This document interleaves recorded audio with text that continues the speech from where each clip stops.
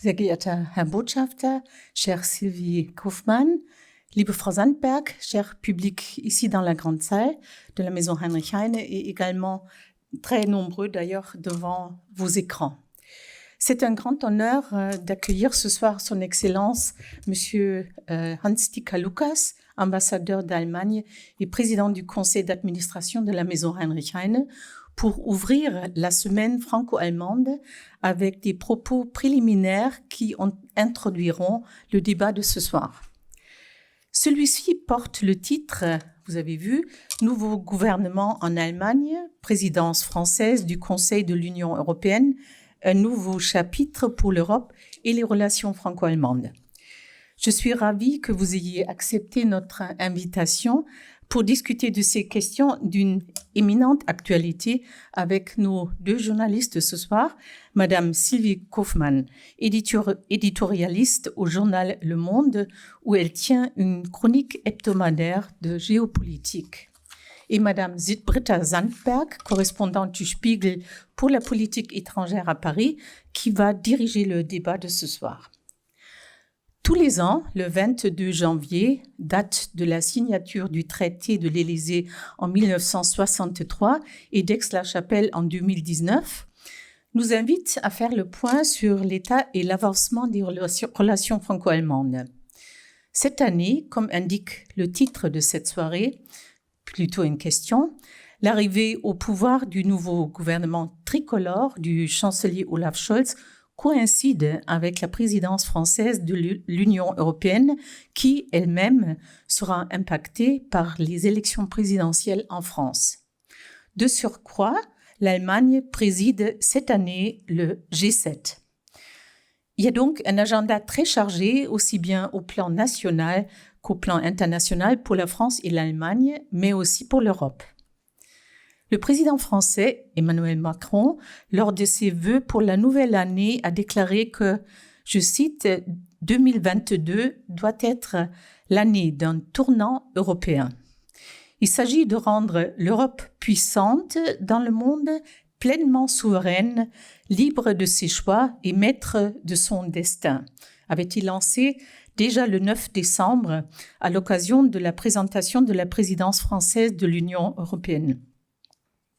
Quelles sont les attentes du nouveau gouvernement allemand vis-à-vis de son pays partenaire et vice-versa? L'arrivée du gouvernement sous la houlette du chancelier Olaf Scholz offre une formidable fenêtre d'opportunité, analyse dans sa chronique du 15 décembre notre invitée Sylvie Kaufmann. Et je continue.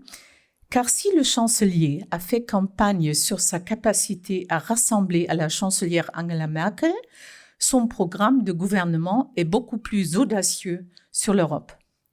En de nombreux points, son ambition épouse celle que M. Macron, dans sa fougue de débutant, espérait lancer il y a 4 ans. Le moteur franco-allemand paraît donc prêt à démarrer, dit Sylvie Kaufmann dans cette chronique. Est-ce que cette analyse positive il y a d'ici un mois tient toujours, ou est-ce qu'il n'y a pas d'autre urgence, cette fois-ci géopolitique, la Russie et l'Ukraine, qui sont en train de prendre le devant sur la scène politique? Je suis persuadée que nous tous en saurons plus à la fin de ce débat qui s'annonce passionnant et attirer un public très nombreux, surtout sur Zoom, et nous avons 230 inscrits en total. Après ces quelques mots d'accueil et mes remerciements renouvelés pour votre disponibilité, je vous cède la place, Monsieur l'ambassadeur.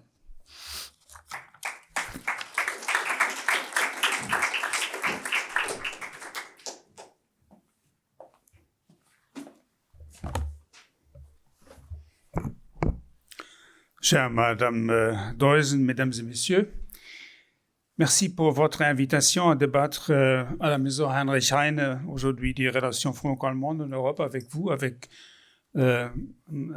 chère Sylvie Kaufmann et chère Britta Sandberg. Et en tant qu'ancien résident, donc c'est toujours un grand plaisir pour moi de revenir ici à la Maison Heinrich Heine.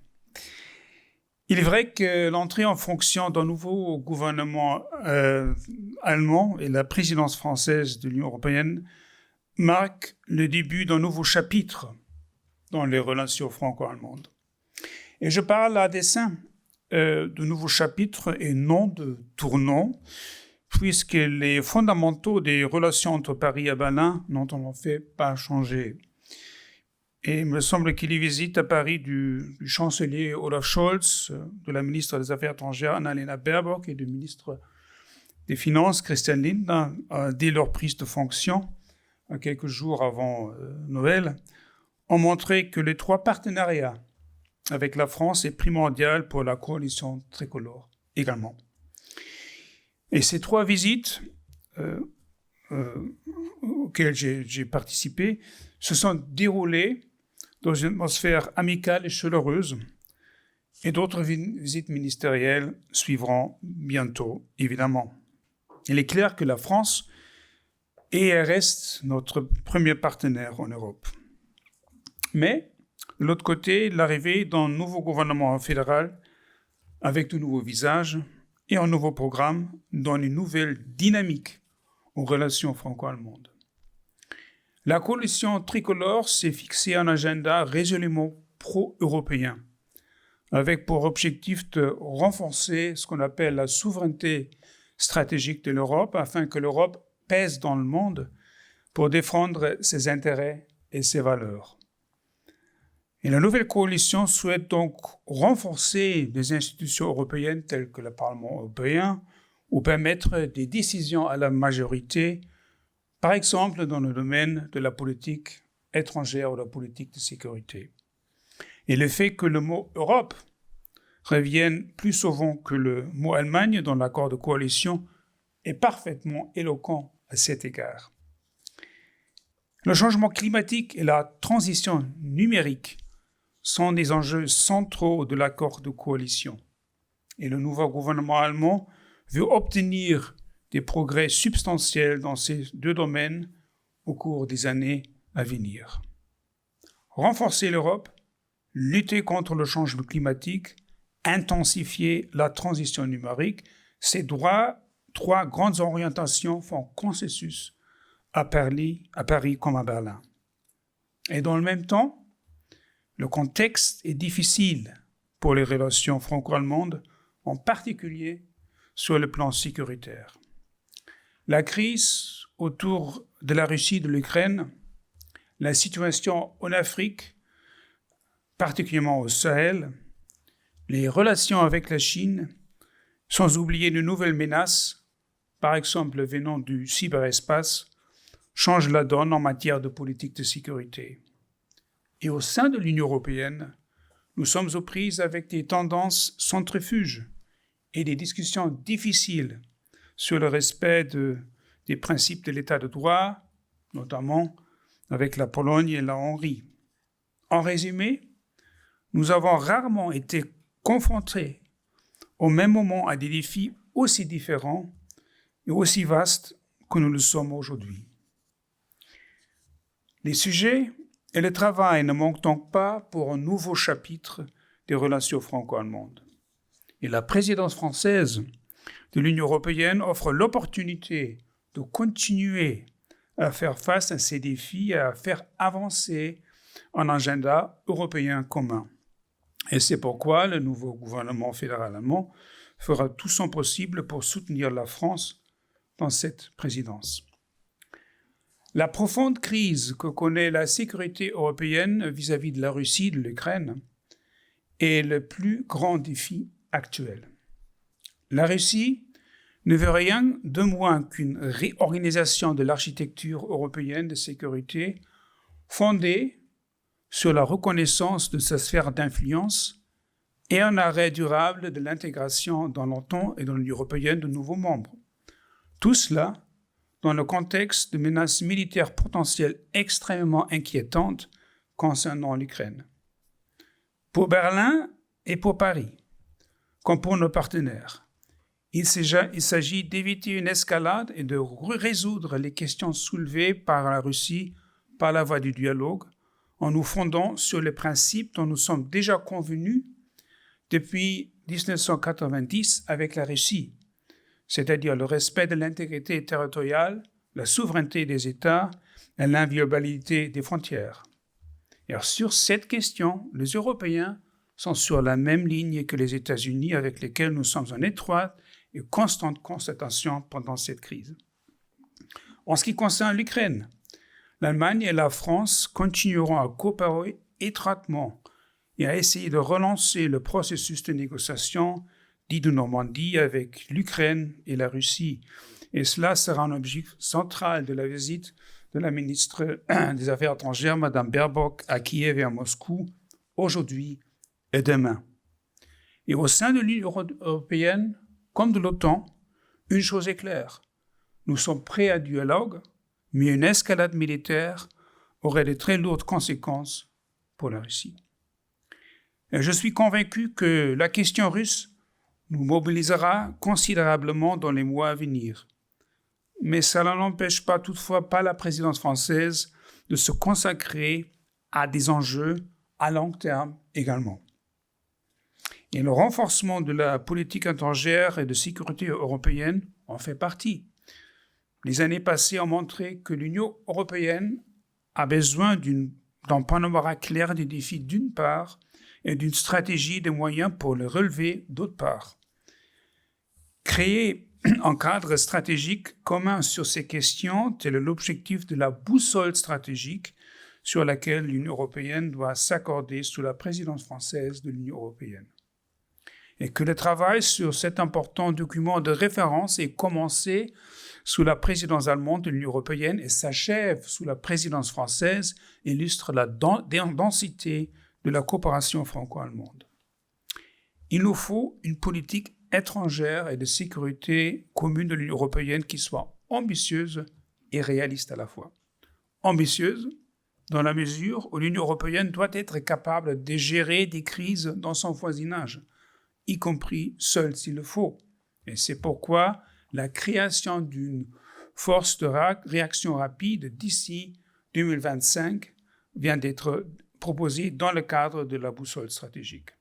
Réaliste, dans la mesure où l'OTAN et l'étroit partenariat transatlantique avec les États-Unis restent incontournables pour la sécurité de l'Europe. Ensemble, la France et l'Allemagne travaillent à raison à une Europe de la défense et les grands projets d'armement franco-allemands, par exemple le SCAF, ou la création d'un fonds européen sont des contributions très importantes dans cet égard. Mais pour la défense de l'Europe, la défense collective de notre continent, nous aurons besoin de l'alliance avec les États-Unis. Concernant la politique étrangère et de sécurité européenne, j'aimerais mentionner deux autres domaines d'une grande importance pour la présidence française, mais aussi pour la coopération franco-allemande. Il s'agit de l'Afrique et de l'Indo-Pacifique.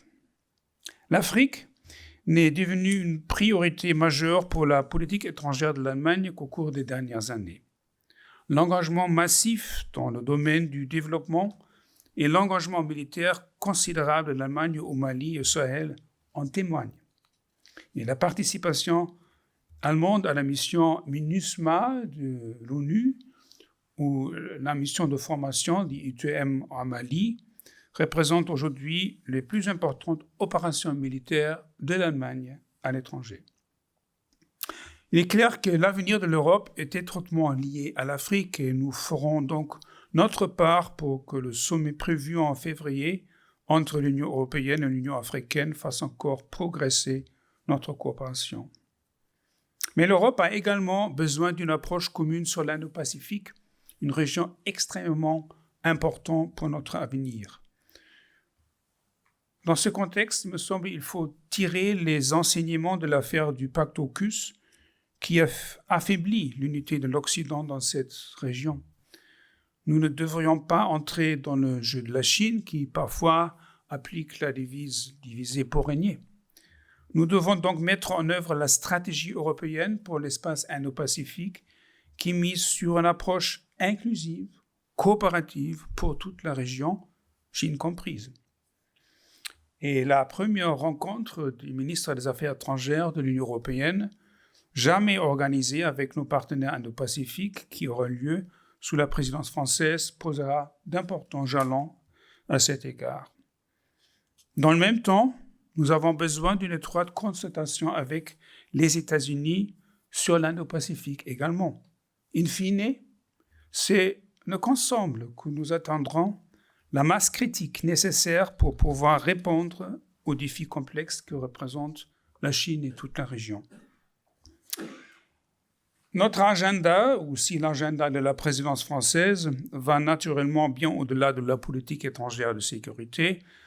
Lorsque nous parlons de la nécessité d'une plus grande souveraineté européenne, cela concerne, par exemple, la question du numérique. Et concrètement, il s'agit de réguler les activités des grandes plateformes et des acteurs du numérique dans l'intérêt des consommateurs européens. Et ça, c'est le but poursuivi dans le contexte de deux importants projets législatifs qui sont présentés sous la présidence française, le règlement sur les marchés numériques et un règlement sur les services numériques, deux projets législatifs très importants que nous soutenons. J'ai évoqué tout à l'heure l'importance cruciale du changement climatique pour la politique du nouveau gouvernement fédéral. Et le pacte vert de la Commission européenne, le programme Fit for 55, montre la voie que les États membres de l'Union européenne doivent suivre pour parvenir à la neutralité climatique.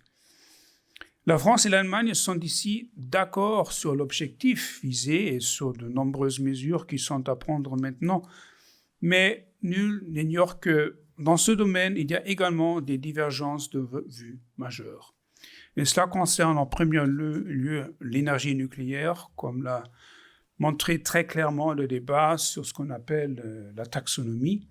Et dans ce contexte, Berlin a souligné encore une fois que pour nous, le nucléaire n'est pas une énergie durable. Dernier point d'une grande importance, le changement climatique et la révolution numérique nécessiteront d'énormes investissements si nous voulons réaliser nos ambitions et rester compétitifs à l'échelle mondiale. Et cela soulève donc aussi la question de la politique budgétaire européenne et de l'avenir du pacte de stabilité. Et sur ce point, nous avons un long passé d'échanges et de débats franco-allemands parfois difficiles, qui trouvent leur origine dans des cultures économiques et financières très différentes.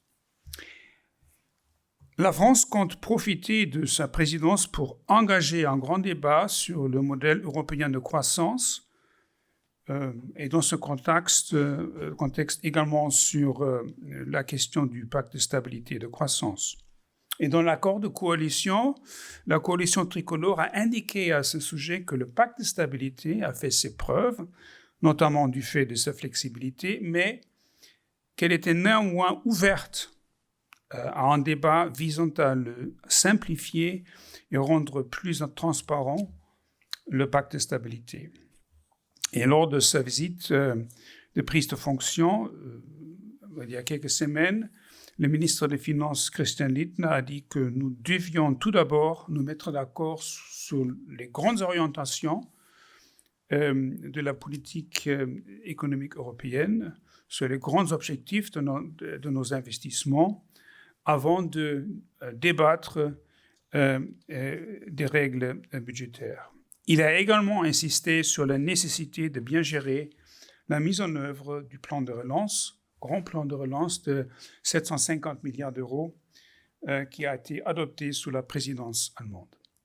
Mesdames et messieurs, ces quelques remarques de ma part prouvent une chose. L'agenda qui nous attend est vaste. Et comme au cours des décennies passées, nous ne serons pas d'accord sur tous les sujets. Et quoi qu'il en soit, un accord franco-allemand ne saurait garantir à lui seul l'unité de l'Union européenne. Nous allons devoir continuer à nous démener pour rapprocher des positions françaises et allemandes et pour convaincre nos partenaires européens de s'associer à nos compromis. Mais c'est aussi là que réside l'atout maître du franco-allemand, savoir dépasser nos différences dans l'intérêt d'une Europe unie. Et c'est là une grande responsabilité que nous ne pouvons déléguer à personne. Et c'est ce que les États membres de l'Union européenne attendent de nous, être une force inspiratrice et un moteur pour l'Europe.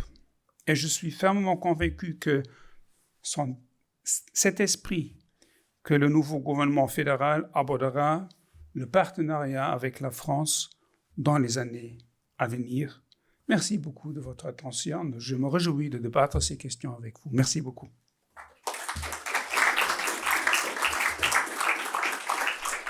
Monsieur l'ambassadeur, merci beaucoup pour ce tour d'horizon très complet.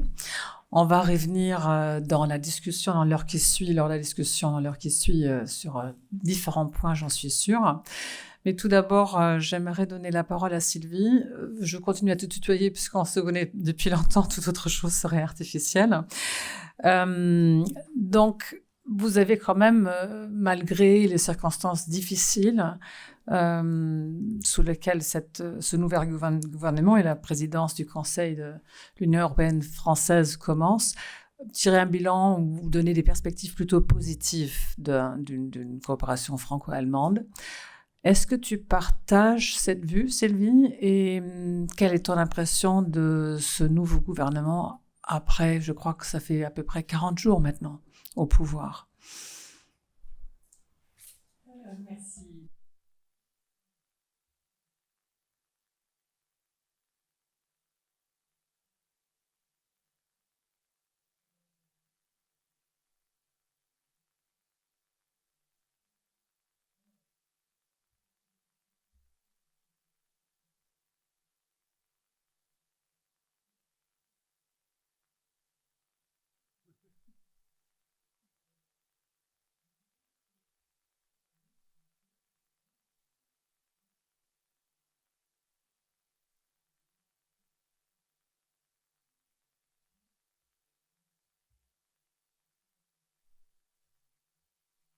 Passé pour former cette coalition. La rapidité d'abord, parce qu'on était très inquiets. Il faut se rappeler que il y a 4 ans, c'était beaucoup plus long et que ça avait posé beaucoup de problèmes pour la présidence Macron. Donc là, c'était un grand soulagement de voir tout ça se terminer bien avant Noël.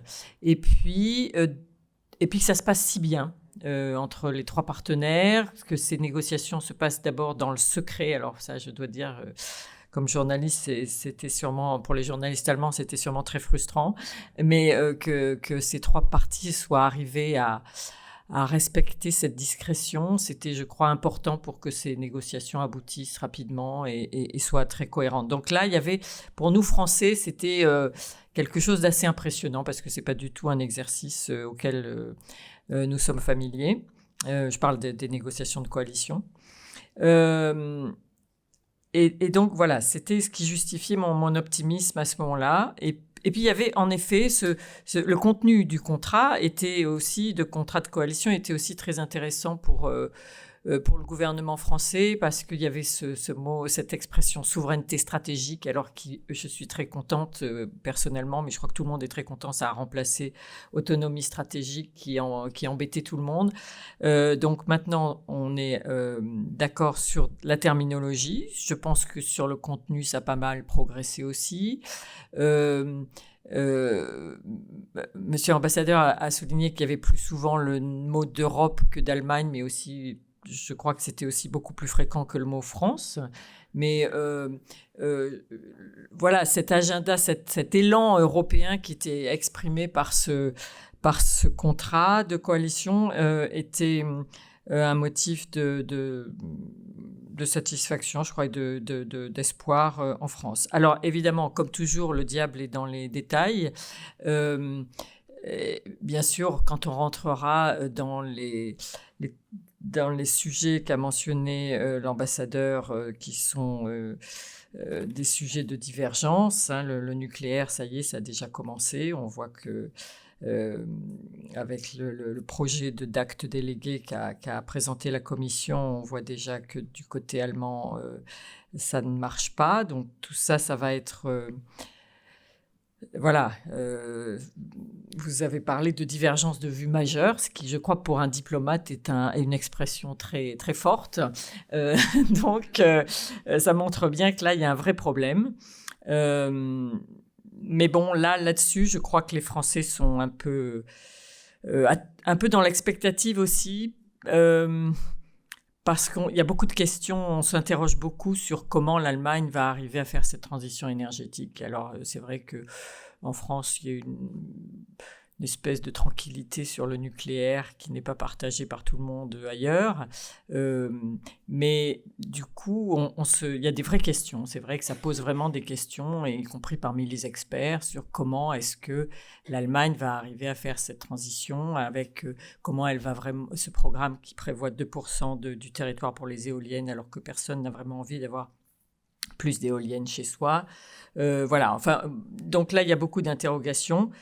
Sur les règles budgétaires, évidemment, c'est sûr que là, il y a aussi des grosses différences. J'ai bien aimé votre expression très diplomatique, là, pour le coup, les cultures économiques et financières différentes dans nos deux pays. C'est un euphémisme.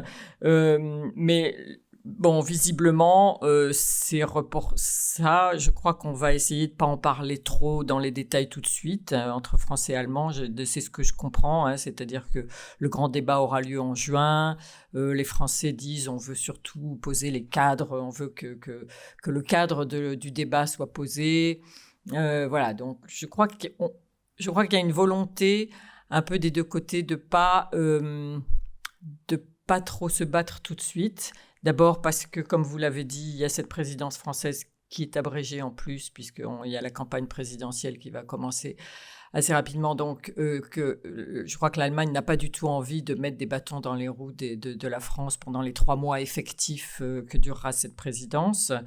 Et puis, je crois, comme vous l'avez dit, que le contexte international aussi fait qu'on a plutôt envie de resserrer les rangs en ce moment en Europe, plutôt que d'étaler nos divisions. Voilà. Juste sur votre question sur nos impressions, oui, sur les premiers jours de ce gouvernement allemand. D'abord, c'est très tôt, hein, on voit pas encore beaucoup de choses parce que tout ça est en train de se mettre en place. L'impression qu'on a, je dirais, bon, et puis il y a la pandémie qui, comme ici, domine tout l'agenda politique. Sur le côté positif, moi, ce que j'entends dire, c'est qu'on trouve que les libéraux sont plutôt accommodants pour l'instant, ce qui est pour l'instant vu comme quelque chose d'assez encourageant en France. On note que la CDU a disparu. Voilà, mais ça, c'est un problème pour les Allemands, pas pour les Français. Enfin, ça ne nous concerne pas tellement directement. Ce qui frappe aussi, je crois, c'est le silence du chancelier. Alors, évidemment, en France, nous, on est habitués à un leader qui n'est pas silencieux du tout, hein, qui parle tout le temps. Donc, c'est vraiment l'excès inverse. Mais c'est vrai que vous dites 40 jours, oui, c'est ça. Hein, en tout cas, vu d'ici, on entend très peu ce chancelier. On entend des membres de son gouvernement qui disent pas toujours la même chose entre eux. Alors sur le Nord Stream 2, je pense qu'on va en parler pas mal. C'est un sujet important dans le contexte ukrainien et russe. Et là, voilà, on est assez étonné de voir que le chancelier ne s'exprime pas et laisse d'autres s'exprimer et dire des choses divergentes. Voilà, c'est les... Et puis on regarde avec beaucoup de curiosité Habeck, ce ministre qui a un gros département, beaucoup enfin voilà, c'est ça, on est très curieux de voir exactement ce que ça va donner, parce que c'est un agenda quand même très ambitieux sur le climat, la transformation de l'économie. Alors, est-ce que ça va coller avec ce fameux modèle européen de croissance qu'ambitionnent les Français? Voilà, mais là, il y a beaucoup d'intérêt et de curiosité. Voilà. Merci. Je propose qu'on parle des différents points qu'on a évoqués. Peut-être tout d'abord la politique extérieure et aussi de sécurité. Vous l'avez dit, vous deux, nous vivons une des plus grandes crises de ces dernières décennies autour du conflit de l'Ukraine. qui inquiète, qui fait peur, qui nous rapproche d'une situation d'un conflit armé en Europe qui pourrait se présenter. L'Europe est loin d'être unie dans cette question concernant la crise en Ukraine, concernant les sanctions à prendre par rapport à la Russie. On a dit aussi que même le gouvernement allemand n'est pas d'accord sur la stratégie à prendre. Est-ce que ce n'est pas... et en plus, l'Europe, pour le moment, quand on a regardé la semaine dernière, est condamnée plutôt à un rôle d'observateur. Est-ce que ce n'est pas justement le contraire d'une souveraineté européenne qu'on vit actuellement? Et monsieur l'ambassadeur, qu'est-ce que la France et l'Allemagne peuvent faire pour marcher dans la même direction et pour affronter cette crise ensemble? Ou est-ce que ça vous paraît très difficile? Puisqu'en fait, vu la situation, on devrait maintenant déjà s'avoir mis d'accord sur les sanctions peut-être à prendre, les mesures sur lesquelles il faudrait qu'on discute envers la Russie s'il y a encore plus escalation, ce qui me paraît plus probable qu'une désescalation, vu la situation. Bon, tout d'abord, il me semble que, donc vous avez dit, donc peut-être donc les Européens ne sont pas vraiment d'accord sur la stratégie à prendre vis-à-vis de la Russie dans cette crise. Il me semble qu'il y a un degré considérable d'unité sur cette question maintenant. Donc, on a eu toujours, donc parfois, donc des discussions très difficiles sur la Russie au sein de l'Union européenne. Il y avait nos partenaires à l'Est, de l'autre côté, donc nos partenaires au Sud, il y avait la France et l'Allemagne. Mais je pense que dans ces semaines, il y a vraiment un degré d'unité considérable. Et nous avons eu, il y a quelques jours, donc cette réunion des ministres des Affaires étrangères à Brest, dans le forum à Gimlich. Et les ministres ont débattu largement de la question de la Russie et la crise. Et à mon avis, donc, cette réunion a démontré vraiment beaucoup d'unité. En ce qui concerne notre approche, c'est tout d'abord, donc on est prêt au dialogue avec la Russie, mais de l'autre côté, il faut être très ferme et il faut être aussi prêt à prendre des mesures très fortes au cas où donc, il y aura une agression russe vis-à-vis de l'Ukraine. Donc le message est très très clair là-dessus et il me semble que l'Europe est aussi absent et n'est pas absent dans ces grands débats. Ça a remarqué un peu où est l'Europe, mais l'Europe donc, était là la semaine dernière. Les Européens sont présents au sein de l'OTAN. On a eu ce conseil Russie-OTAN aussi la semaine dernière. Là, donc, les Européens se sont prononcés donc, sur la base d'unité. Il y a là aussi donc cette présence européenne dans le cadre de l'OSCE à Vienne. Là aussi, donc, l'Union européenne se prononçait d'une manière très, très cohérente. Et finalement, il y a aussi une coopération, une coordination très étroite avec les États-Unis. Donc, on travaille vraiment main dans la main avec les Américains sur cette question-là. Et dans ce contexte, bien entendu, la France et l'Allemagne jouent un rôle particulier dans le cadre du format dit Normandie, donc l'Ukraine-Russie, en format qui ne fonctionne pas maintenant. Tout d'abord à cause de la position russe, mais ce qu'on essaie ensemble vraiment de revitaliser, de relancer ce format, et c'est le but de la mission de Mme Baerbock aujourd'hui et demain à Moscou, de explorer, n'est-ce pas, les possibilités pour relancer ce format. Et sur cette question-là, donc il y a aussi une coopération extrêmement étroite avec la France.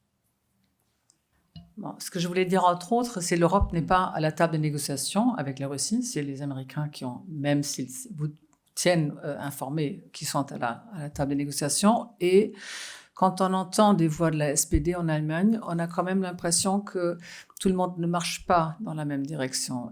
Dans la SPD, il y a toujours un groupe qui se prononce pour un dialogue, voyant la Russie plutôt comme un partenaire, toujours. La coalition n'est pas du tout d'accord sur est-ce qu'il faut intégrer Nord Stream 2 dans une liste de sanctions possibles. Les Verts sont pour. La ministre de Défense de la SPD a dit encore la semaine dernière que c'était un projet de privé, de l'économie privée et pas d'État. Donc moi, j'ai pas l'impression que tout est clarifié et mis sur la route. Peut-être que c'est déjà fait. Moi, je l'ignore. Sylvie, quel regard jettent les Français sur les attitudes ou les différentes attitudes du gouvernement allemand et leur attitude et leur façon de parler et affronter la Russie?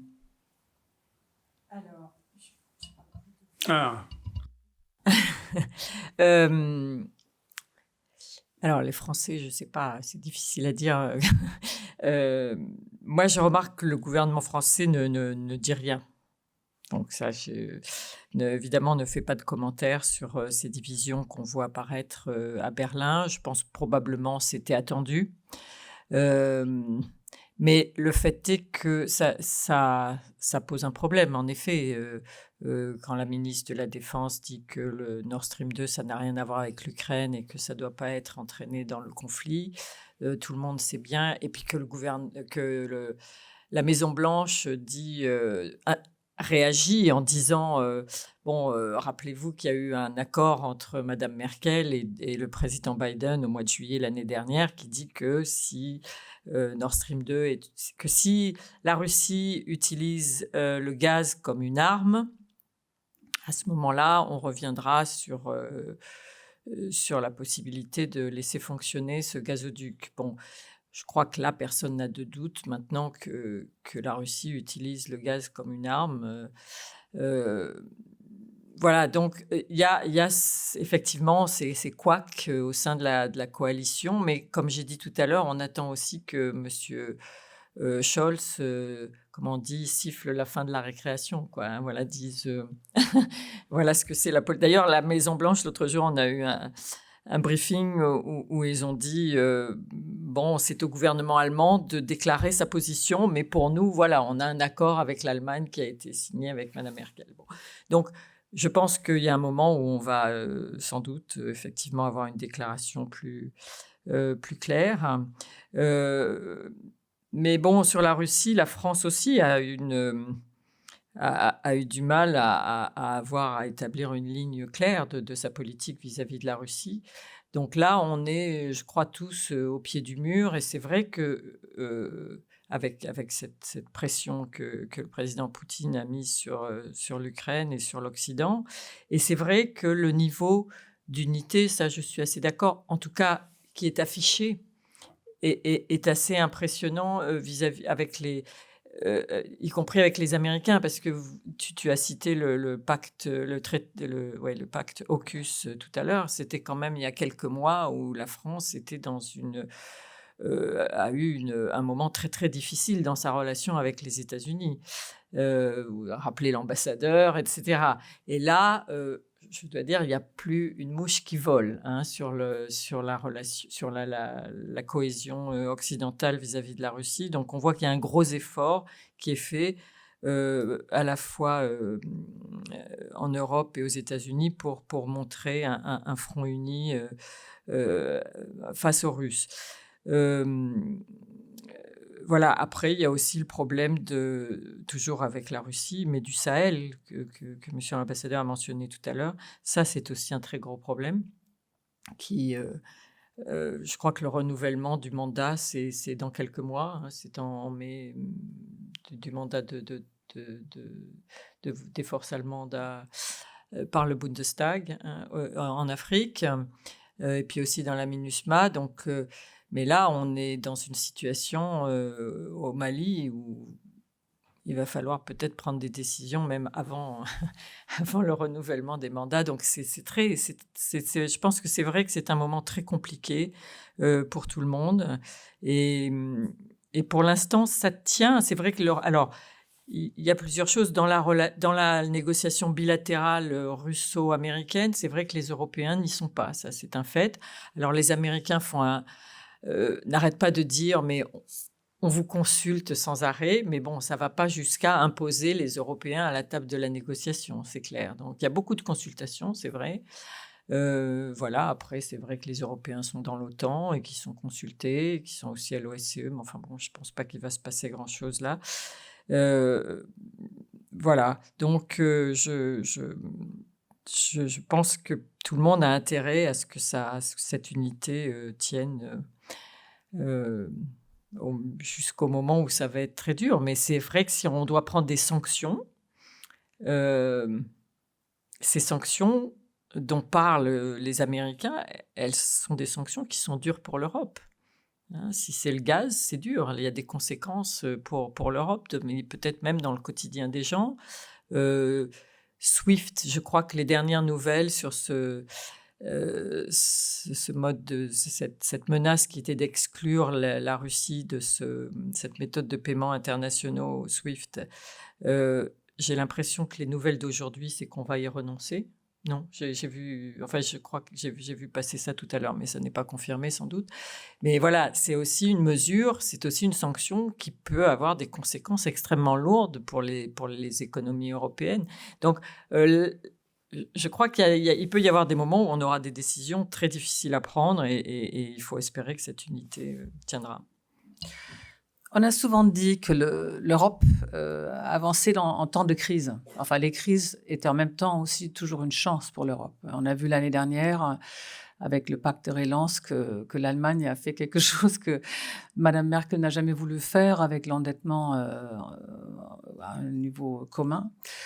Est-ce que dans cette crise avec la Russie et au sujet de l'Ukraine, il y a une chance aussi, monsieur l'ambassadeur, que l'Europe et les Allemands vont se mettre plus rapidement d'accord ou créer, vous avez cité la boussole stratégique tout à l'heure, créer plus rapidement ou voire reconnaître plus rapidement aussi la nécessité d'une stratégie en politique extérieure et sécurité commune. Et qu'est-ce qui vous rend... Je trouvais que vos propos étaient plus optimistes que moi je les vois par rapport à une démarche ensemble qui est très ferme au niveau des sanctions et au niveau des mesures à prendre. Alors, qu'est-ce qui vous fait dire ça?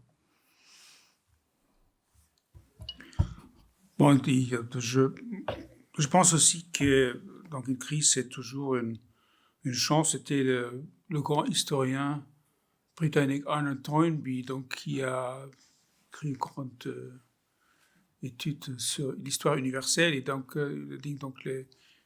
les développements, les grands développements historiques se déroulent donc sur la base d'un paramètre défi-réponse, challenge and response. Et il me semble que ceci, et l'histoire de l'intégration européenne démontre très clairement que l'Europe peut fonctionner toujours comme ça. Vous avez à juste titre mentionné le plan de relance de l'année dernière. Il y avait la grande crise financière. Il y a d'autres exemples et je pense que donc cette grande crise avec la Russie, donc ça pourrait être aussi une chance pour l'Europe pour faire avancer son unité sur le plan de la politique étrangère et de sécurité. Et il me semble que maintenant, donc, on a aussi commencé entre les États membres aussi un débat sur ces questions qui ont été soulevées par la Russie, c'est-à-dire c'est quoi donc l'architecture de sécurité européenne. Ce sont quoi donc les principes fondamentaux d'une architecture de sécurité européenne. Et c'est exactement ce qu'il nous faut en débat là-dessus. Donc pour nous, c'est clair. Donc on s'est mis d'accord avec la Russie sur ces principes fondamentaux. Mais je pense qu'il faut relancer ce débat. Deuxièmement, en ce qui concerne l'aspect opérationnel, je pense que les discussions sur les sanctions sont en cours. Donc, c'est quelque chose qu'il faut évidemment préparer. Et donc, j'ai aucun doute que finalement, on arrivera à un compromis là-dessus. Troisième point, la boussole stratégique, c'est à mon avis, ce sera un résultat très important pour la présidence française. Donc, c'est pour la première fois, l'Union européenne, les États membres se mettent d'accord sur un grand tableau, n'est-ce pas, en ce qui concerne la politique de sécurité, un grand tableau des défis et des stratégies, des moyens pour faire face à ces défis. Et à mon avis, donc, c'est vraiment un moment très important à cet égard. Quatrième point, si on parle de la stratégie, des moyens, il faut toujours parler donc des moyens aussi, des ressources financières. Et je trouve ça très intéressant et significatif que Mme Lambrecht, donc la ministre de la Défense, hier ou avant-hier, très clairement, parler de la nécessité vraiment d'augmenter d'une manière importante les dépenses militaires. Donc c'est toujours une discussion difficile en Allemagne, n'est-ce pas, donc les dépenses militaires, mais donc la ministre de la Défense était très là-dessus, sur la nécessité vraiment d'augmenter les dépenses militaires. Une dernière remarque, ce que vous avez dit sur l'absence, soi-disant, des Européens en ce qui concerne donc, la table de négociation. Il me semble que c'est une négociation où c'est pour parler avec la Russie, donc ça se déroule dans plusieurs niveaux.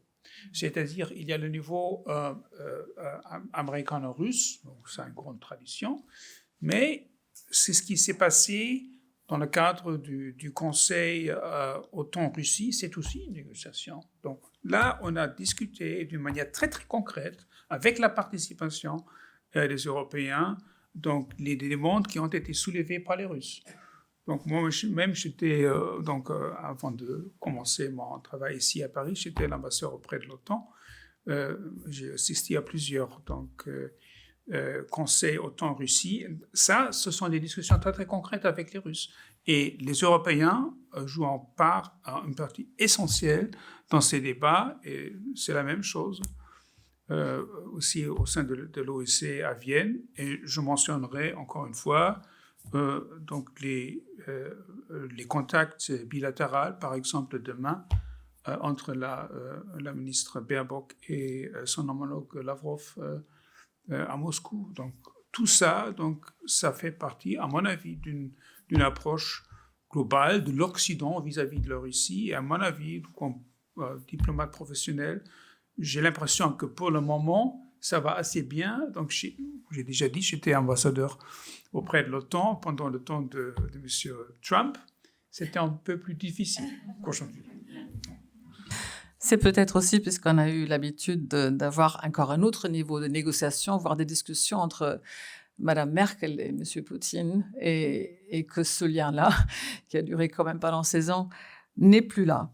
Pour finir ce volet de la politique extérieure et de la sécurité, pour le clore, j'aimerais vous citer une phrase que Christoph Heusgen, l'ancien conseiller en politique extérieure d'Angela Merkel et le représentant allemand aux Nations Unies à New York, a récemment dit dans une interview. Il a dit en allemand: Ich bin gegen den Begriff der europäischen Souveränität, insbesondere wenn er sich auf Sicherheits- und Verteidigungspolitik bezieht. Er gaukelt etwas vor, das wir jedenfalls auf absehbare Zeit nicht liefern können. Je suis contre l'expression d'une souveraineté européenne, surtout quand on en parle au niveau de la politique de la sécurité et de la défense. Il fait semblant qu'on puisse livrer quelque chose que nous sommes incapables de livrer. Est-ce qu'il a raison, Sylvie?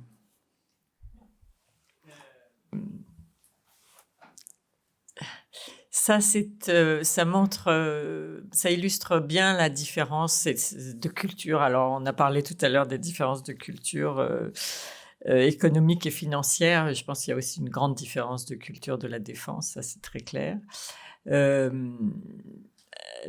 Bon, c'est les Français qui ont lancé cette expression de autonomie ou souveraineté européenne. Alors je crois que autonomie en allemand, ça a une connotation très différente du français. Hein. Donc du coup, on s'est tourné plus vers ce mot de souveraineté, mais évidemment, ça peut être aussi très ambigu, bien sûr, et les Français et les Allemands n'entendent peut-être pas toujours de la même manière le contenu de souveraineté. Alors, les Français, au début, souveraineté, c'était surtout, en effet, sécurité et tout ça. Bon.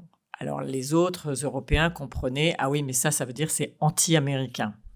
Si les Français disent l'Europe doit être souveraine sur sa sécurité, ça veut dire qu'ils ne veulent pas des États-Unis. Je pense que c'est faux, mais bon, là aussi, il y a toujours une ambiguïté derrière. Mais bon, là, depuis quelques années, la présidence Macron s'est employée à montrer que non, que ce n'était pas contre l'Amérique, que c'est avec l'Amérique, etc. Bon, je crois que là, on a un peu progressé là-dessus, hein, oui. Bon.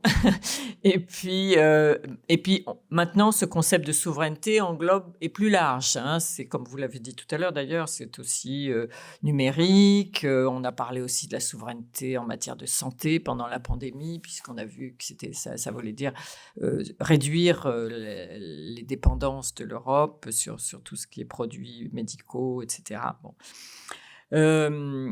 Voilà.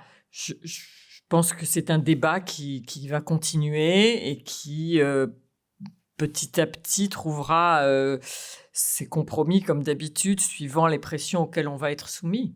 Hein. Mais voilà, il va y avoir aussi un test, mais ça, c'est pas pour tout de suite, c'est pas pour la présidence européenne, ni même pour... mais il y a un sujet avec le remplacement des Tornados des avions allemands. Je sais pas exactement quelle est l'échéance, c'est quelque chose qui se discute déjà et qui va être discuté encore pendant quelques années, je pense, mais non, enfin là je vous laisse la parole parce que voilà, je suis pas une spécialiste, mais bon, on voit que ça aussi, il y a quelques sujets comme ça qui peuvent être des sujets de friction et qui touchent directement à ce thème de souveraineté que chacun peut interpréter un peu comme il veut, voilà. Il y a d'ailleurs à ce sujet une question d'un spectateur qui vient d'arriver par Zoom, puisque vous pouvez poser des questions par Zoom, comme vous le savez. Pensez-vous qu'avec la présidence de l'Union européenne par la France, enfin du Conseil, et Madame Merkel qui maintenant est plus disponible, il y a des chances et des opportunités pour mettre sur pied une Union européenne commune de la défense qui sera impulsée par la France et l'Allemagne. Monsieur l'ambassadeur.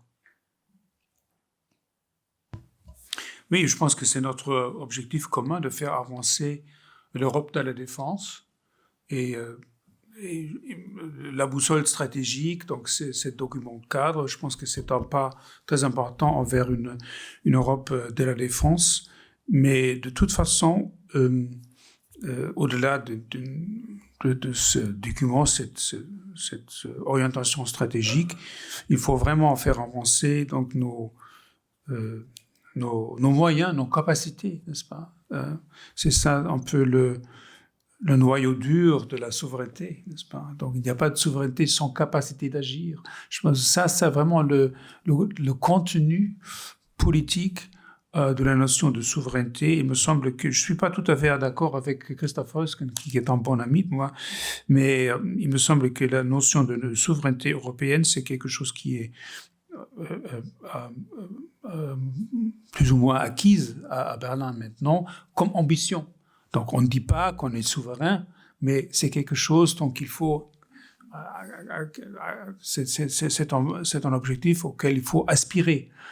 Et il me semble que ces grands projets franco-allemands sur le plan de défense, j'ai mentionné l'avion de combat futur, le SCAF, le char du futur, la création d'une eurodrone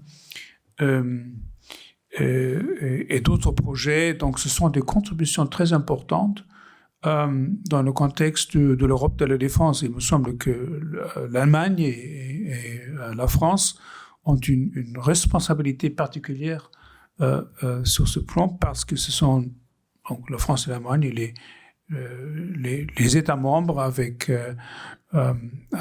les moyens aussi financiers les plus importants et les armées les plus importantes. Donc, la coopération franco-allemande à cet égard ne suffit pas, mais elle est tout à fait essentielle. Et il me semble que sur ce point-là, il y a eu une convergence considérable dans les années récentes qui n'existait pas auparavant. Donc, on est encore par là, mais on a fait vraiment des avances. Parlons de l'économie. Un autre sujet, ce sont les critères de Maastricht et la demande française de les réformer. Emmanuel Macron a déjà dit dans une interview à l'Économiste il y a, je crois, 2 ans, que ce sont des règles qui datent d'un autre siècle. Hier, dans une interview à Die Welt, Bruno Le Maire a dit que les règles sur l'endettement doivent s'orienter à la réalité et non pas au rêve. Sylvie, comment faire pour bien faire ? Les demandes des Français sont connues. Est-ce que tu crois que sur ce sujet, on va pouvoir bouger avec ce nouveau gouvernement allemand ? Peut-être pas pendant la présidence française, mais en perspective. Alors, je ne lis pas dans le marc de café, donc je ne sais pas, je ne peux pas trop prédire, mais je pense que le climat est un peu plus favorable. D'abord, c'est vrai que ce sont des règles d'un autre siècle, pour le coup. Et le monde a beaucoup changé depuis, et l'Europe a changé, et l'économie a beaucoup changé. Donc, je pense que, évidemment, il y a ce mot de flexibilité. Je parlais tout à l'heure d'ambiguïté sur le mot de souveraineté, mais alors sur flexibilité, là, on peut aussi interpréter de toutes les manières qu'on veut ce mot qui est dans le contrat de coalition et qu'on continue à répéter beaucoup. Qu'est-ce que ça veut dire, en fait ? Est-ce que ça veut dire que le pacte de croissance et de stabilité a montré qu'il était flexible et donc on n'y touche plus ? Ou bien est-ce que ça veut dire au contraire qu'il est flexible, donc on peut le changer, quoi, voilà. Donc ça, c'est les choses dont il va falloir discuter concrètement. Bon, Macron et Mario Draghi ont fait cette tribune dans le Financial Times début janvier où ils ont très clairement ensemble, donc ce qui est important puisque c'est quand même après l'Allemagne les 2 plus grosses économies de la zone euro. Donc ils ont exprimé ensemble leur volonté de réformer ces règles, leur souhait plutôt. Voilà, donc Christian Lindner, je crois qu'il a fait des déclarations hier, c'est aujourd'hui, il a fait des déclarations en rappelant sa position, mais je ne sais pas. Il a donné une interview hier à Die Welt am Sonntag, je crois. Ah voilà, c'est ça. Donc, alors, il y a un autre élément intéressant, c'est que à La Haye, la nouvelle coalition néerlandaise, puisque donc c'était les Néerlandais qui étaient un peu les chefs de file des pays frugaux, et là il y a aussi un mouvement qui se fait, une ouverture avec une ministre des Finances qui n'est plus ce ministre, comment il s'appelait, Hoekstra, je crois, qui était très très dur et très radical et dans sa frugalité. Et donc elle est d'un autre parti et apparemment elle est plus, bon, on pense que la coalition néerlandaise va être plus ouverte. Donc voilà, si le bloc frugal s'atténue et s'assouplit, peut-être que les conditions d'un compromis seront réunies dans quelque temps. Voilà. C'est vrai que la pandémie a aussi beaucoup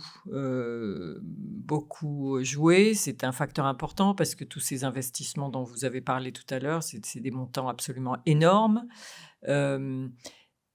Voilà, mais ça joue aussi dans les deux sens. C'est-à-dire que oui, il faut des très gros investissements, donc il faut changer les règles, mais d'un autre côté, ces investissements sont tellement énormes qu'il faut aussi faire attention à l'endettement et donc il ne faut pas faire n'importe quoi, il faut bien avoir des règles. Donc voilà, j'ai l'impression que tout le monde est d'accord qu'il faut quand même garder des règles, mais qu'il faut les assouplir et les simplifier. Et après, les assouplir jusqu'à quel point, ça va être le sujet. Monsieur l'ambassadeur, l'Allemagne, elle va bouger. Qu'est-ce qu'il dit votre ventre politique? Oui, mon ventre politique me dit que notre position là-dessus est pour le moment assez claire, c'est-à-dire on a dit que le pacte de stabilité a fait ses preuves, donc il y a aussi beaucoup de flexibilité dans le pacte de stabilité, c'est-à-dire on a suspendu le pacte de stabilité dans le temps de crise, c'est très important, et ça reste suspendu jusqu'à la fin de l'année. Mais de l'autre côté, il est clair que nous sommes dans donc les circonstances ont changé, et aussi le gouvernement tricolore a dit clairement, donc il faut des investissements énormes. Donc il nous faut une discussion sur cette question-là, c'est-à-dire donc les points forts des investissements climatiques, numériques. Et deuxièmement, on a déjà dit en ce qui concerne le pacte de stabilité, donc il faut le rendre. Donc on est ouvert à une discussion sur la question comment rendre le pacte de stabilité plus transparent, plus simple. Et cette discussion va commencer. Je pense que en Conseil européen, pendant la présidence française, va autre débattre de cette question-là. On attend aussi une proposition de la Commission sur le pacte de stabilité. Et puis on va discuter, on va commencer une discussion, y compris entre la France et l'Allemagne, mais aussi avec l'Italie et les autres, parce que, enfin, en ce qui concerne les règles, donc en ce qui concerne l'endettement, n'est-ce pas? Donc ils sont là. Et si on veut les changer, il faut l'accord de tout le monde, n'est-ce pas? Donc, ce sera un défi. Donc, il me semble donc que ce sera une discussion importante, mais c'est un peu difficile de prédire le résultat de cette discussion. Mais je pense qu'il est important de commencer parce que je pense pour l'Europe, c'est une question extrêmement importante. Quand on regarde cette présidence française et les sujets de la présidence française, cela a l'air très ambitieux. Il y a le sujet de l'Europe souveraine. Il va y avoir ce sommet Europe-Afrique en février pour renouer en profondeur les relations avec ce continent. Il y a 2 pactes numériques qui sont en préparation. Il y a des propositions pour une politique migratoire et une meilleure protection des frontières. Il y a le souhait d'installer un mécanisme de crise intergouvernemental. Il y a encore plein d'autres projets. Est-ce que c'est bien d'avoir une présidence aussi ambitieuse ou cela peut être aussi un piège? C'est une question. Bien entendu, mais il est important d'avoir toujours une présidence ambitieuse parce qu'il faut vraiment faire avancer l'Europe. Nous nous trouvons dans un temps de crise dans beaucoup de domaines. Donc, il faut vraiment faire avancer de l'Europe, mais ça ne se passe pas sans une grande ambition. Et donc, la France a toujours eu cette grande ambition et nous saluons le fait que la France, dans une telle situation, va assumer la présidence du Conseil. Comme j'ai déjà dit, nous avons un grand intérêt à vraiment soutenir la France dans ces grands projets. Donc, j'ai parlé un peu des différences, grandes différences qui concernent le nucléaire, mais c'est clair. Donc. Mais en ce qui concerne donc les autres projets que vous avez mentionnés, je pense qu'il y a beaucoup d'ententes franco-allemandes sur ces questions, sur le numérique, sur la question du salaire minimum, d'autres questions, boussole stratégique. Donc, je pense qu'il y a vraiment la masse critique aussi franco-allemande pour faire avancer l'Europe dans les mois qui viennent. Britta, tu connais bien ce pays et donc tu connais bien aussi cette présidence et ce président. Et donc, il aime beaucoup lancer plein de choses. Hein. Et après, bon, tout ne se réalise pas, bien sûr, mais vous vous rappelez le discours de la Sorbonne, donc en 2017, il y avait, je ne sais pas, 70 propositions. C'était aussi extrêmement ambitieux. Ça n'a pas abouti Même, on dit quelquefois que ce contrat de coalition, c'est la réponse au discours de la Sorbonne. Donc, voilà, c'est un peu aussi une culture française de proposer beaucoup de choses, et puis je pense que sur l'élan, bien sûr que tout ça ne va pas être réalisé, c'est évident, de la même manière que la présidence allemande n'a pas non plus réalisé tout son agenda, et c'est rare, je crois, que les présidences pour 6 mois arrivent à... Enfin, je ne sais pas si ça arrive d'ailleurs, qui réalisent la totalité de leur programme, mais je crois que là, il y a un moment important, comme on l'a dit tout à l'heure, qui fait que c'est bien d'essayer de lancer au moins un élan. Voilà. J'ai posé cette question aussi puisque cette présidence tombe ensemble avec la campagne électorale et juste avant, voire pendant les présidentielles. Et jusqu'à maintenant, on n'a pas l'impression que l'Europe, pendant la campagne électorale qui a quand même commencé, joue un grand rôle, voire il y a quand même beaucoup de candidats plutôt anti-européens. Quand on regarde les propos d'Éric Zemmour, Marine Le Pen ne veut plus sortir de l'euro, mais se positionne, n'est pas une fervente européenne non plus. Valérie Pécresse a aussi fait ses remarques quand il y a eu au début janvier le drapeau européen sous l'Arc de Triomphe. Donc, Sylvie, est-ce qu'on peut gagner une campagne électorale avec l'Europe ou est-ce que c'est plutôt difficile ? Alors, en 2017, je pense qu'il a gagné sa campagne en partie grâce à l'Europe, Macron, en jouant vraiment cette carte européenne. Cette fois-ci, c'est un peu différent, mais quand même, Marine Le Pen, en 2017, elle contestait l'euro. Maintenant, c'est terminé. Finalement, ça a quand même progressé. Et Valérie Pécresse, j'ai trouvé ça intéressant l'autre jour quand il y a eu cette controverse sur le drapeau européen sous l'Arc de Triomphe. En fait, Valérie Pécresse, elle a réagi une fois que Zemmour et Marine Le Pen avaient réagi. Donc, elle s'est sentie obligée de réagir aussi, de condamner ça, de critiquer ça. Mais la veille, dans ses vœux, dans son clip vidéo pour ses vœux, elle avait le drapeau européen très en évidence à côté du drapeau français. Donc, bien sûr, le reproche qui était fait à l'opération sous l'Arc de Triomphe, c'était de ne pas avoir mis le drapeau tricolore avec le drapeau européen. Mais elle a quand même c'est partout, je crois, dans toutes ses interventions un peu mises en scène, elle a le drapeau européen à côté du drapeau français. Donc, je ne dirais pas que c'est une campagne anti-européenne à droite du tout, à part Zemmour, qui est quand même très particulier, mais l'Europe, elle fait partie maintenant de nos campagnes électorales, très clairement. Et aucun candidat ne se prononce vraiment, enfin, à part peut-être des petits, parce qu'on en a tellement maintenant des candidats, mais les candidats principaux ne contestent pas l'appartenance à l'Europe. Donc, d'autre part, la pandémie a quand même pas mal redoré le blason de l'Europe aux yeux des gens dans leur quotidien, les vaccins, bien sûr, il y a eu tous les problèmes des masques et tout ça au début, mais après, ce plan de relance énorme. Donc, on va voir comment ça se passe, où est-ce qu'on en est dans cette situation sanitaire aussi au moment où la campagne démarrera officiellement. Mais Macron, il peut encore, je pense, faire campagne sur l'Europe, oui.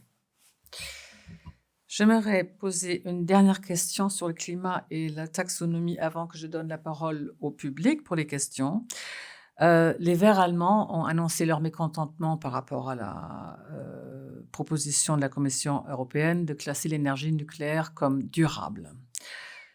Y a-t-il encore une sortie élégante de cette situation ? Enfin, on sait que, vu les majorités, de toute façon, cette proposition ne peut plus, enfin, ils peuvent plus faire grand-chose, mais est-ce qu'il y a une voie de sortie en faisant quelques compromis, peut-être, pour que les Verts puissent encore sortir de cette situation la tête haute? Bon, il me semble que la Commission est encore en train de travailler sur la version finale, n'est-ce pas, de l'acte délégué. Elle va présenter cet acte en quelques jours, et puis la le gouvernement fédéral va se prononcer, fédéral allemand, c'est-à-dire la coalition va se prononcer là-dessus. Et donc c'est un processus de coordination qui se déroule maintenant au sein du gouvernement. Je ne peux pas vous dire que sera exactement le résultat, mais il y aura une position claire du gouvernement allemand là-dessus. Mais donc pas seulement les Verts, mais aussi le porte-parole du gouvernement allemand, donc s'est prononcé très clairement sur l'énergie nucléaire. Il a dit donc pour nous, pour l'Allemagne et pour le gouvernement fédéral, c'est pas une énergie durable, c'est notre position. Bon, il va falloir vivre avec. Est-ce qu'il y a des questions dans la salle? Voilà, monsieur.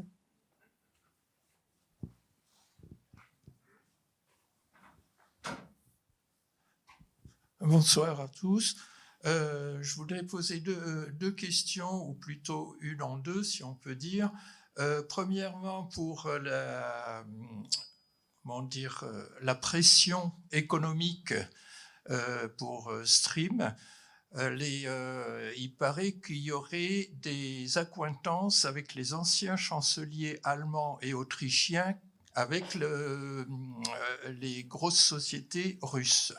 Donc ça, c'est une. Et le second point, c'est la Norvège et la Suède qui ont mis en alerte en Baltique leurs troupes en prévision justement d'une invasion de l'Ukraine. Qu'en pensez-vous, monsieur l'ambassadeur? Merci. Bon, je suis conscient de ces annoncements que la Norvège et la Suède ont alerté leurs troupes. Donc, on voit donc il y a des précautions, n'est-ce pas, aussi en étroite coopération avec les États-Unis. Il y a la Norvège, donc c'est un membre de l'OTAN, la Suède ne l'est pas, mais on a l'OTAN une étroite coopération avec la Suède et la Finlande. Et dans les dernières semaines, donc on a eu aussi un échange très étroit sur la situation en Ukraine et en ce qui concerne la Russie. En ce qui concerne donc les fonctions des anciens chanceliers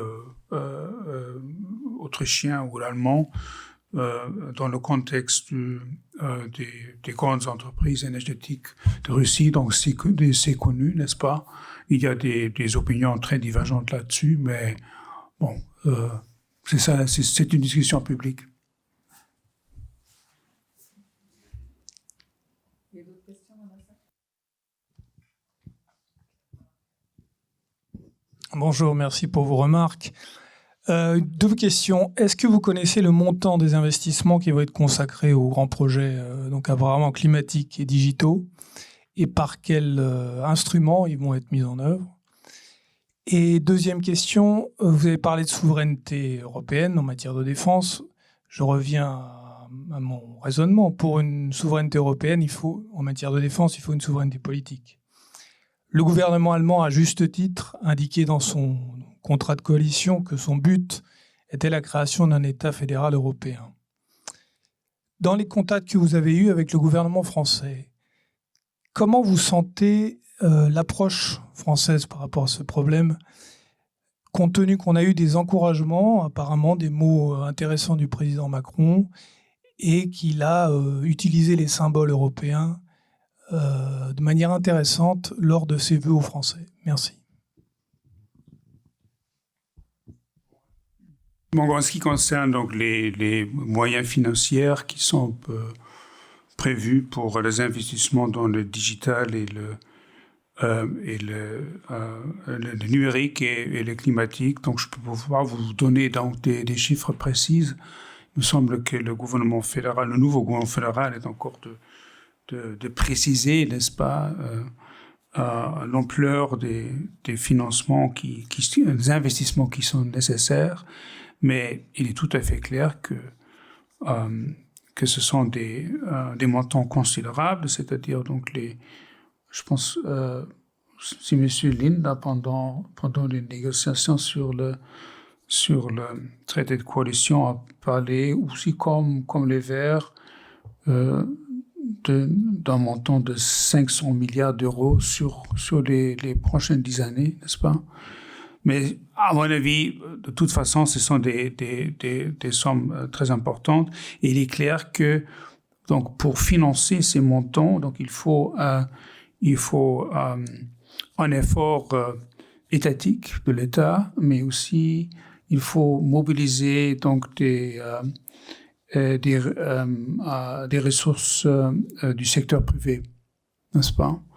Et il me semble que cette discussion qui va être lancée sous la présidence française sur le modèle européen de croissance va exactement porter sur cette question. Donc, l'ampleur des investissements, d'une part, et la manière dont on va donc relever le défi de ces investissements, d'autre part. Je pense que c'est ça vraiment la discussion qui vient de commencer, mais c'est vraiment un défi majeur, je dirais même pour une génération, n'est-ce pas? Donc, c'est un peu trop tôt pour donner une réponse finale à cette question.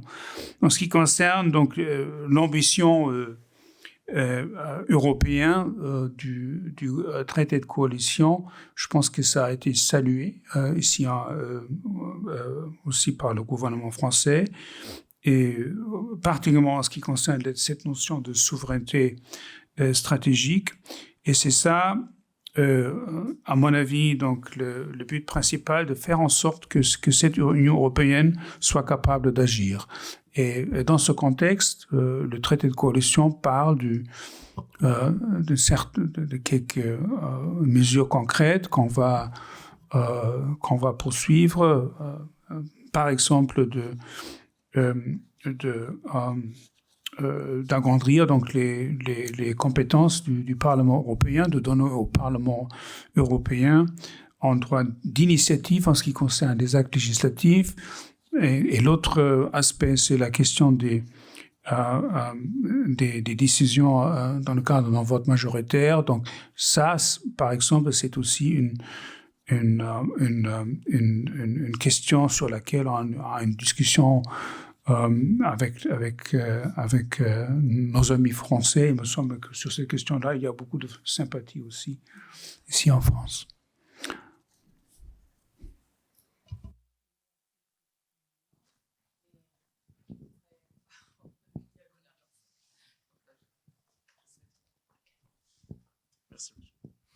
Bonsoir et merci beaucoup de votre exposé, de vos exposés.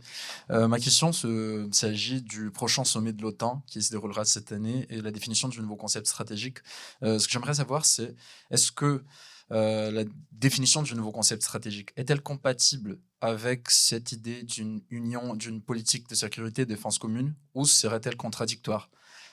Si, dans le cas d'une réponse négative, si elles sont contradictoires, quelle serait la priorité? Serait-il une défense commune dans le cadre de l'OTAN ou une défense commune dans le cadre de la politique de l'Union européenne? Merci.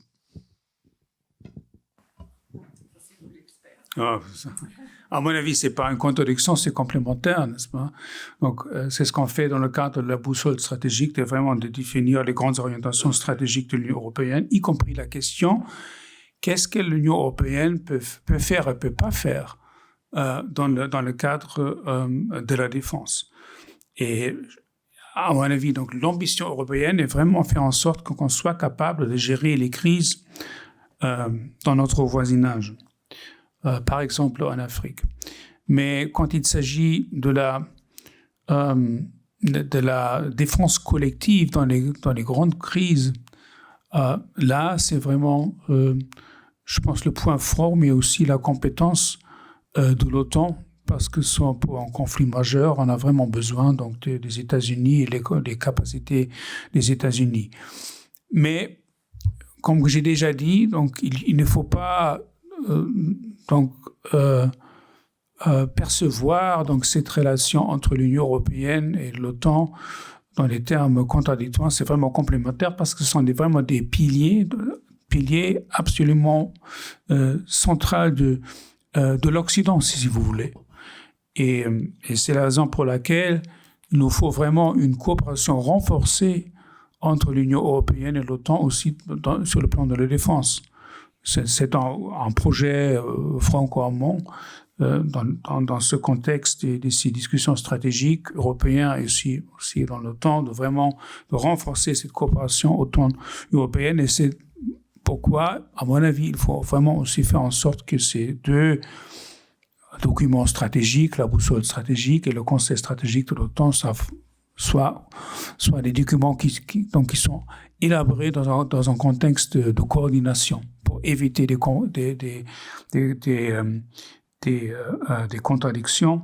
Mais à mon avis, ça va dans la bonne direction. J'ai encore une question pour Sylvie, qui arrive par Zoom. Est-ce que les accords de Marie-Thérèse Vernet, est-ce que les accords signés entre l'Allemagne et la Russie sur le contrat sur Nord Stream 2 ne sont pas un coin enfoncé dans la souveraineté stratégique européenne, voire dans les relations franco-allemandes? Bonsoir Marie-Thérèse. C'est une question, oui, difficile. Hein.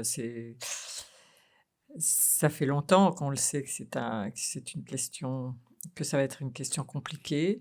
Je crois que les Américains eux-mêmes, enfin c'est assez étonnant ce qui s'est passé l'été dernier. Enfin c'est étonnant, ça peut se comprendre, mais Joe Biden avait vraiment, en arrivant à la Maison-Blanche, le souci de rétablir de bonnes relations avec les alliés européens après la présidence Trump qui avait été vraiment désastreuse.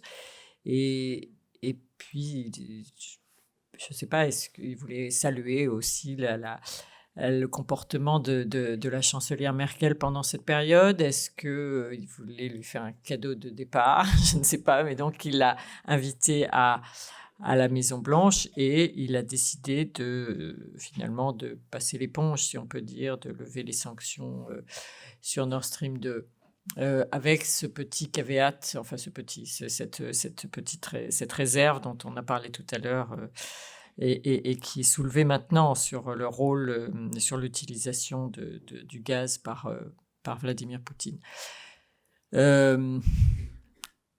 Oui, c'est certainement la volonté là maintenant de la Russie d'essayer de s'en servir comme quelque chose pour diviser les Européens, mais je pense que voilà, tout le monde en est assez conscient et qu'il va falloir regarder ce problème en face et le résoudre. Alors, si j'ai bien compris, le régulateur allemand a une très bonne position qui est de ne pas se prononcer avant l'été. Donc déjà, on sait que ce gazoduc, pour l'instant, ne peut pas être opérationnel.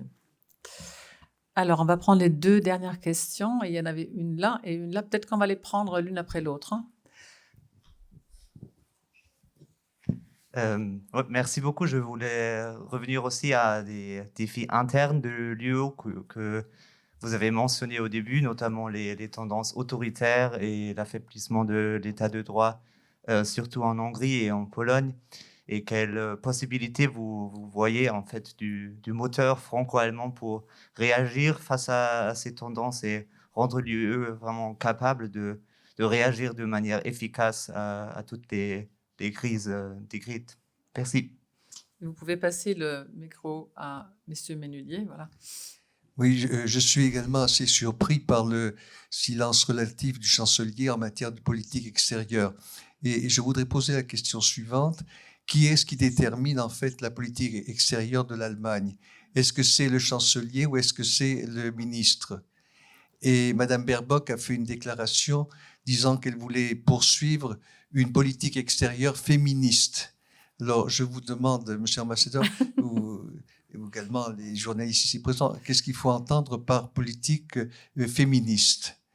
Une question peut-être un peu subsidiaire, mais vous n'en avez pas parlé, je crois, les relations entre la France et l'Italie, le nouveau traité qui a été signé entre la France et l'Italie, est-ce qu'il faut l'interpréter un peu comme indirectement une remise en cause du franco-allemand? Est-ce que c'est une concurrence? Ça fait déjà 3 questions. On va finir là. 3 questions en une. Elles sont tous pour vous, je crois, hein, monsieur l'ambassadeur. Oui, la France et l'Allemagne sont tout à fait d'accord sur sur l'importance du principe de l'état des droits. Donc, je pense que l'Union européenne, c'est vraiment une communauté des nations qui sont fondées sur le droit. C'est une communauté de droit, et c'est la raison pour laquelle cette question donc, de la situation en Pologne et en Hongrie, c'est vraiment un point très important dans notre agenda commun. Et je pense qu'il y a, sur cette question-là, il n'y a pas de désaccord du tout. C'est-à-dire, il y a sur les questions donc, du système judiciaire, par exemple, la justice en Pologne. Donc, il est tout d'abord donc, un dialogue permanent avec la Pologne, c'est-à-dire le chancelier Scholz était là, Madame Baerbock était là, donc ces questions ont été discutées. Mais il y a là aussi, au sein de l'Union européenne, donc des procédures qui nous permettent vraiment d'aborder ces questions-là, particulièrement dans le cadre de l'article 7 du traité de Lisbonne. Donc cette procédure est en cours, et cette procédure nous permet vraiment d'aborder cette question avec la Pologne et la Hongrie dans un cadre communautaire. Finalement, il y a aussi donc ce mécanisme de l'état de droit qui lie donc les moyens venant du plan de relance au respect de certaines règles. Et vous avez certainement vu déjà que la Commission a déjà décidé, n'est-ce pas, de suspendre donc ces paiements.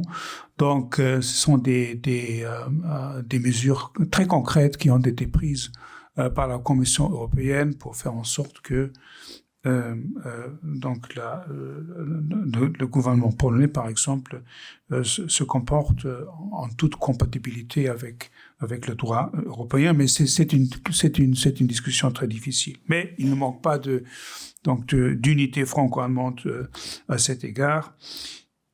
Puis, oui, la question du professeur Ménudier, donc qui façonne, n'est-ce pas, la politique extérieure de l'Allemagne. Donc, ce sont la ministre des Affaires étrangères et le chancelier. Donc, on a dans la Constitution allemande, il y a ce qu'on appelle le principe de la Ressortverantwortlichkeit, c'est-à-dire chaque ministre responsable, donc gère sa ministère dans toute sa responsabilité.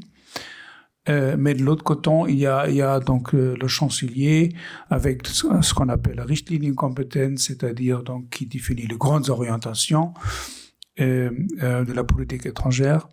Mais enfin, donc en Allemagne, nous avons des coalitions, et les grandes questions sont toujours discutées et finalement décidées aussi dans le cadre d'une coalition. Parce qu'enfin, il faut toujours avoir une majorité au Parlement. Donc, c'est très différent ici en France avec un président qui a le domaine réservé sur le plan de la politique extérieure, mais ça fait partie de la différence de nos cultures stratégiques, n'est-ce pas? Donc, la manière de gérer la politique étrangère. En ce qui concerne la politique, la diplomatie féministe, un point important, je pense que c'est renforcer le rôle des femmes dans la diplomatie, aussi dans le domaine de la politique de sécurité. Je pense que c'est en toute compatibilité avec aussi par exemple, des résolutions du Conseil de sécurité des Nations Unies. Il y a une fameuse résolution 13 à 25 qui porte sur le rôle important des femmes dans la diplomatie ou dans la politique de sécurité. Je pense que pour avoir vraiment une politique étrangère donc à la hauteur des défis, donc il nous faut vraiment des femmes. Mais pas seulement des femmes, mais aussi une politique qui est basée aussi sur la diversité, parce que le monde est très divers. C'est-à-dire aussi le personnel diplomatique doit également être très divers dans ce contexte. Également, bien entendu, les femmes jouent un rôle très important. Et bon, vous avez une troisième question? Non, c'est un traité entre la France et l'Italie, et à notre avis, mais aussi, selon les Français et les Italiens, c'est pas du tout comment dirais-je, une compétition avec donc les relations franco-allemandes, les traités Aix-la-Chapelle. C'est tout à fait légitime d'avoir un traité de coopération entre l'Italie et la France. Par ailleurs, on a aussi on travaille avec l'Italie pas sur un traité de coopération, mais sur une feuille de route en ce qui concerne les projets bilatéraux. Donc on fait pas un traité, mais on fait en principe la même chose, c'est-à-dire renforcer la coopération avec l'Italie, qui est un acteur très important. Merci beaucoup pour cette discussion passionnante. Merci Sylvie d'être venue. Merci Monsieur l'ambassadeur. Merci à vous pour vos questions, votre patience. Rentrez bien, kommen Sie gut nach Hause. Merci Britta.